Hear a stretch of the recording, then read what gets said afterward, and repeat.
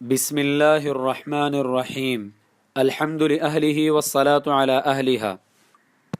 Social media پر رائج روایات کی تحقیق سلسلہ نمبر 10۔ کچھ وعظ کرنے والے اپنے وعظ میں ایک واقعہ بیان کرتے ہیں جس میں حضرت جبرائیل علیہ السلام کی 40,000 سال عبادت کرنے کا ذکر ہے۔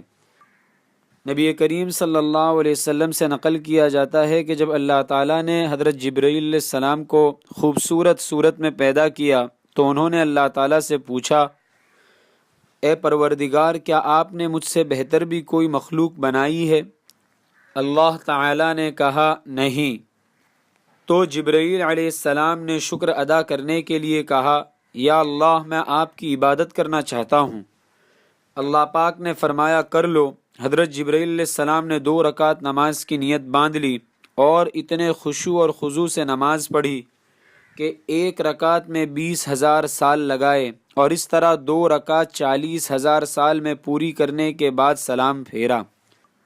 اللہ تعالیٰ نے فرمایا کہ تم نے بہت اچھی نماز پڑھی ہے، لیکن ایک امت آخر میں آئے گی جو گنہگار اور کمزور امت ہوگی، لیکن اس امت کی فجر کی 2 رکعت سنتیں تیری اس 40,000 سال کی نماز سے بھی زیادہ مجھے محبوب ہوگی۔ محترم سامعین، یہ روایت ثابت نہیں ہے، حدیث کی کتابوں میں کہیں اس کا کوئی تذکرہ نہیں ملتا۔ اس روایت کی تحقیق ہم نے مفتی عبدالباقی صاحب کی تنبیہات سلسلہ نمبر 16 سے لی ہے۔